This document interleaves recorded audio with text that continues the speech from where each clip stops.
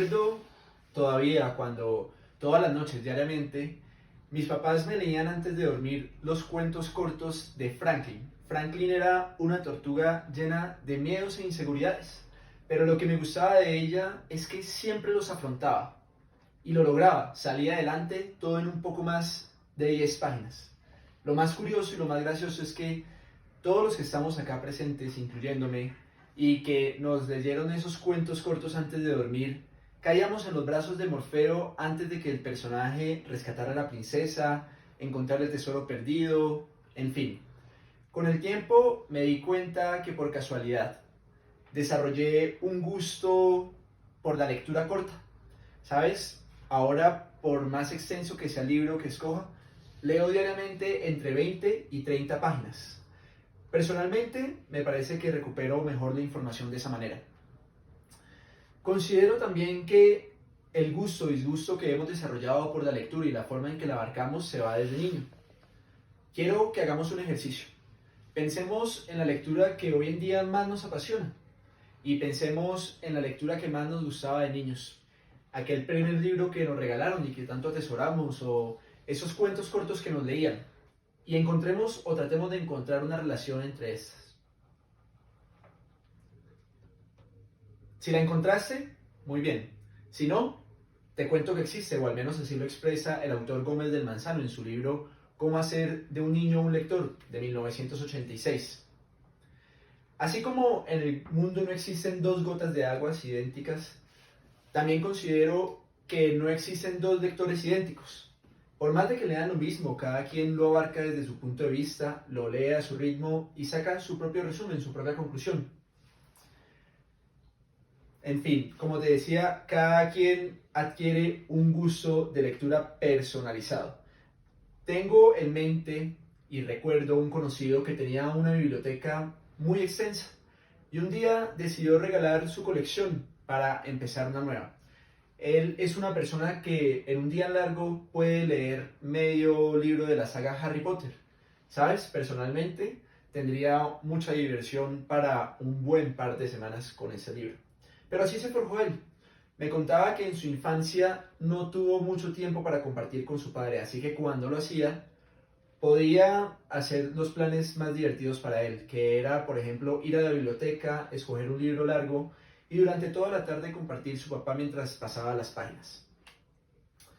Hay experiencias buenas y experiencias malas que nos forjan nuestro gusto por la lectura, ya sea desde un cuento corto hasta algo complejo, como por ejemplo La Guerra y la Paz de León Tolstoy. Por allá cuando íbamos en cuarto de primaria nos dejaron nuestra primera tarea de lectura. La profesora nos puso a leer La Vorágine de José Eustaquio Rivera. Para unos compañeros era la primera experiencia con la lectura. Y sabes, si a tus padres no les gusta mucho la lectura, es poco probable que la inculquen en ti. Sin embargo, como Franklin la tortuga, asumimos el reto. Recuerdo que había una frase que decía: he vivido lo suficiente para saber que no es cuerdo responderle a una mujer airiada, así que permanecí mudo, agresivamente mudo. Haciendo este discurso me puse a pensar cómo habría interpretado eso yo a los 10 años. A lo mucho dije: mujer airiada es la mujer que sus crespos se mueven al compás del viento. Pero bueno, con el pasar de los años y la experiencia que han dejado en mí los quereres, entendí efectivamente que no debes responderle a una mujer airiada, a no ser que quieras un problema o terminar soltero. Pero ¿qué iba a saber yo de eso a los 10 años si a lo mucho me había enamorado de la profesora? Siempre el desarrollo de la lectura se va a dar desde un gusto de vista personal. Recuerdo mucho que tenía una vecina en Cúcuta, de donde soy oriundo, que le gustaba mucho Mafalda. Siempre la recordaba con una sonrisa en la cara. Y eso me hizo pensar que le hubiese recomendado a la profesora que si quería que leyéramos algo que nos gustara, nos hubiese podido recomendar algo como Mafalda, por ejemplo. Nos hubiese permitido interpretar todos los recursos literarios. ¿Sabes? Una historieta de una niña rebelde con un montón de sátira política enfocada al mundo infantil. Tanto que Pinochet la prohibió. ¿O por qué no Las aventuras de Tintín? Un joven aventurero con una vida llena de acción. la vida que todo prepuber hubiese deseado. En fin, analicé, así como este conocido que devoraba los libros con su padre y terminó devorando los códigos jurídicos porque se convirtió en un abogado.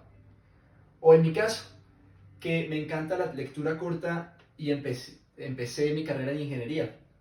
¿Sabes? Me encanta leer los textos académicos de la rama.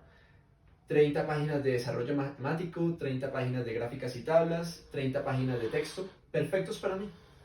Considero que si quieres inculcarle la lectura a un niño, tienes que ponerte en sus zapatos. Pensar en qué le gusta, algo que de verdad pueda apreciar para que indirectamente aprecie la lectura. Y acompáñalo en esta aventura. Te aseguro que la lectura ayudará a forjar muchas etapas de su vida.